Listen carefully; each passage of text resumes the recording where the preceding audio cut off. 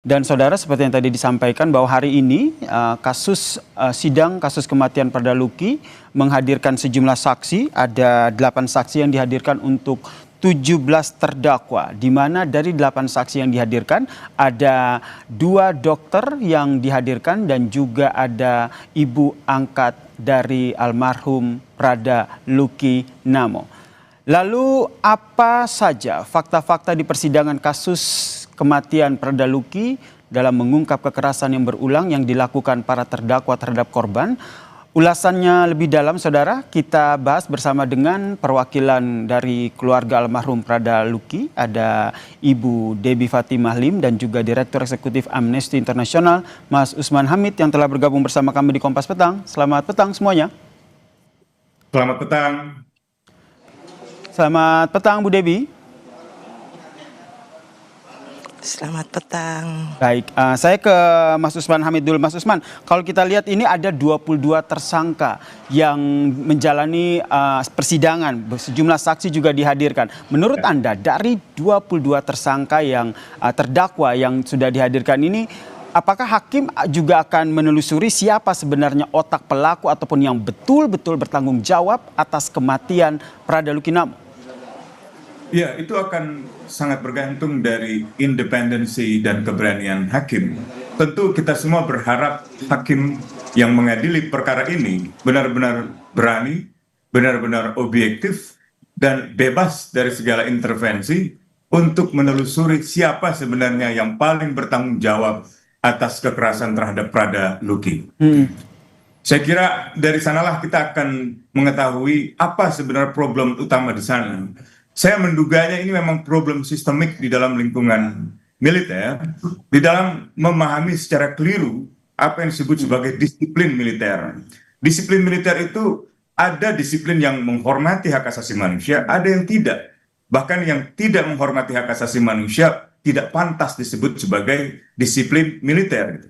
Nah, biasanya disiplin militer yang seringkali menyalahi hak asasi manusia adalah disiplin yang didasarkan pada kepatuhan terhadap perintah, baik atasan, senior, atau orang yang berpangkat lebih tinggi secara buta.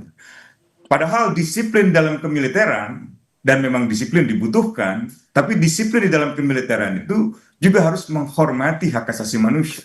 Hukuman-hukuman yang sifatnya fisik minimal harus dalam bentuk pengolahan fisik seperti olahraga dalam pengertian push up, sit up, dan seterusnya. Tapi yang terjadi pada Prada Luki ini adalah pelanggaran hak asasi manusia yang saya kira sangat serius dan sangat berat. Karena itu harus ada yang paling bertanggung jawab dan diadili di dalam perkara ini. Oke, berarti ada disiplin yang melanggar hak asasi manusia sehingga mengakibatkan kematian dari Prada Luki Namo. Kita masih akan membahas terkait hal ini dan juga kita akan menyapa bagaimana tadi jalannya sidang bersama dengan keluarga dari almarhum Prada Luki Namo. Ada Bu Debbie di sini, tapi usai jeda ya. Tetaplah bersama kami di Kompas Petang.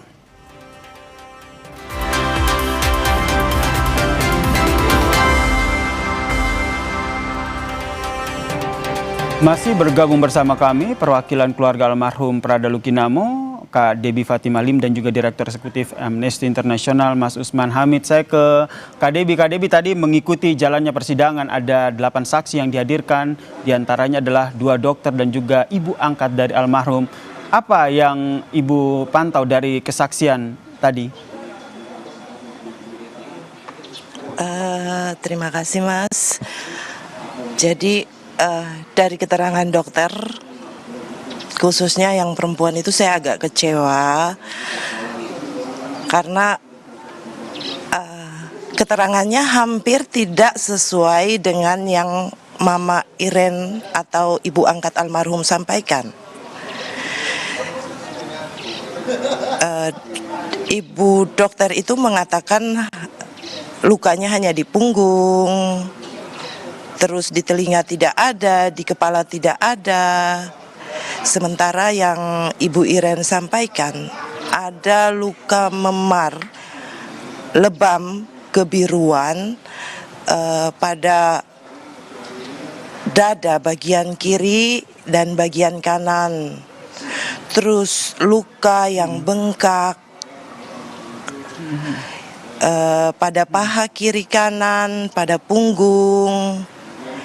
Nah, keadaan almarhum anak kami Lucky itu pada saat tanggal 28 dia lari ke rumah mama angkatnya itu, keadaan lukanya belum separah tanggal 2. Oke, berarti Kak Debbie yang Ibu maksud ya, bahwa ada perbedaan kesaksian ya. Menurut Anda apa yang disampaikan oleh dokter yang memeriksa almarhum Prada Lucky Namo saat itu berbeda lukanya dengan apa yang disampaikan oleh ibu angkat ya? Iya, benar sekali, Mas. Lalu jadi mama angkatnya itu mama angkatnya itu terkejut ketika dia ke rumah sakit melihat keadaan almarhum anak kami Lucky jauh berbeda pada saat tanggal 28 ke rumah mama angkat itu. Itu sudah ada banyak luka yang sangat tidak manusiawi. Kalau mau dibilang lebam memarnya tuh, aduh, kami lihat pada foto-foto almarhum itu sangat sakit, Mas. Baik Kak Debbie, tentu kita tidak ingin membuka luka yang terjadi pada almarhum Prada Lucky. Namun dalam persidangan tadi ada keterangan juga dari ibu angkat Prada Lucky begitu yang menjelaskan kekagetannya ketika melihat kondisi dari Prada Lucky Namo. Menurut Anda dari kesaksian ini apakah sudah cukup membantu untuk menguak fakta kekerasan yang terjadi pada Prada Lucky hingga mengakibatkan ia meninggal dunia? Ya, baik Mas, dari kacamata awam ya, bisa kami lihat kesaksian yang mana yang jujur, yang mana yang berkelit-kelit, atau mencoba menutupi kebenaran. Itu sangat bisa terlihat. Dan, bagian mana Ibu, Kak Debbie? Maaf saya potong. Jujur. Bagian mana yang menurut Kak Debbie yang betul-betul mengikuti persidangan ini yang berkelit-kelit seolah-olah menutup fakta? Dari dokter wanita tadi berbicara tentang lukanya yang seperti tidak terlalu parah. Baik. Tetapi dari auditor dan Bapak Hakim membaca kembali isi BAP dari dokter umum yang memberikan keterangan tentang keadaan anak Lucky. Nah, di situ kami melihat bagaimana tim auditor dan hakim cukup jujur ya. Baik Ibu, saya ke Mas Usman dulu. Mas Usman, kalau kita lihat dalam pemeriksaan saksi ini dibagi menjadi 3 kelompok, 17 terdakwa, kemudian ada 4 terdakwa dan juga 1 terdakwa yang merupakan atasan dari Prada Lucky Namo. Anda melihat kenapa akhirnya skema ini yang digunakan oleh majelis hakim? Ya, saya tidak persis mengetahuinya apa yang menjadi sebab ya, tetapi umumnya pemecahan-pemecahan perkara semacam itu malah merugikan keluarga korban. Dia akan memutus kronologi peristiwa yang selengkapnya.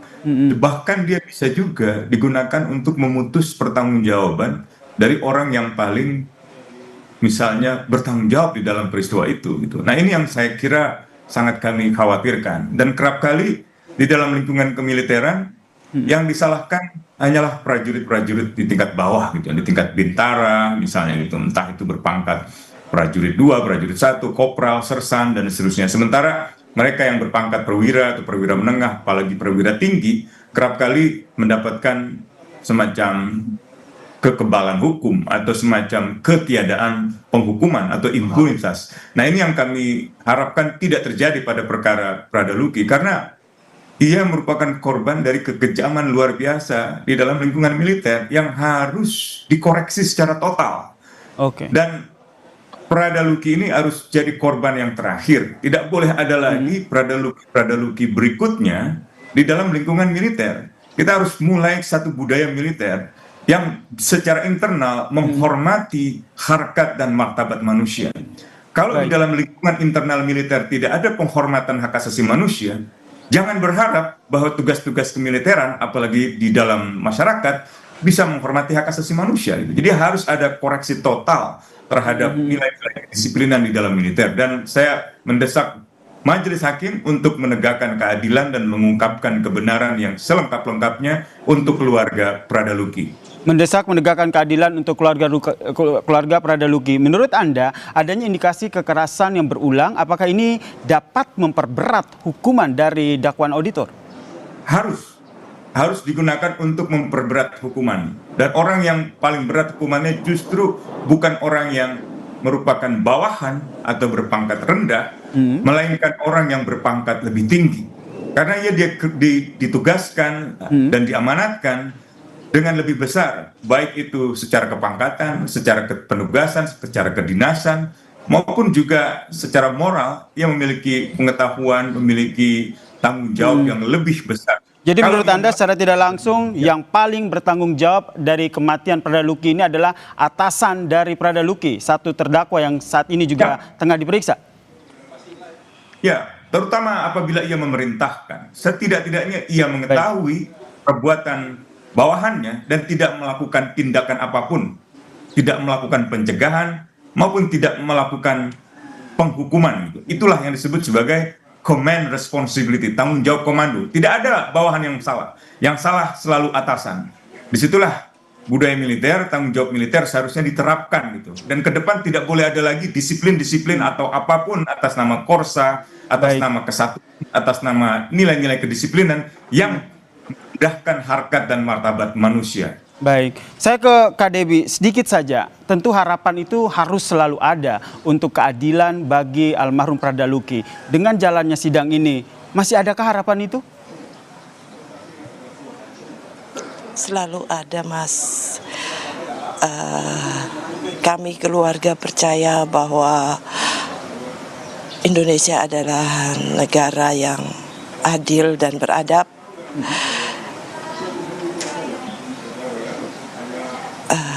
Kami hanya mau menggugah hati nurani para pemimpin-pemimpin agar kiranya bisa memberi keadilan bagi almarhum anak kami. Kalau didengar dari penyiksaan-penyiksaan yang dilakukan terhadap anak kami sangat tidak manusiawi. Bahkan ada pembiaran dari komandan pada batalion atau kompi anak kami bertugas, dan kesaksian bahwa sebelum adanya interogasi hasil bahwa anak kami bersalah, anak kami malah sudah disiksa duluan. Entah hukum apa yang dipakai untuk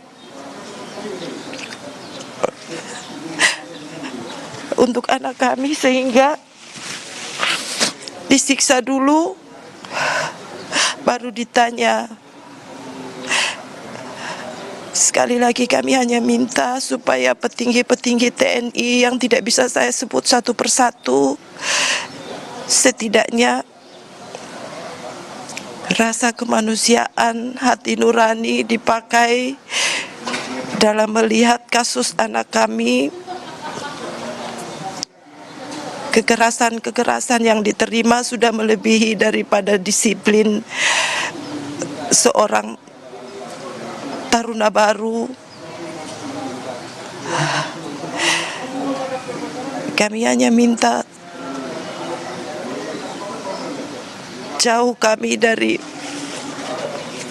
tempat di NTT, setidaknya bapak-bapak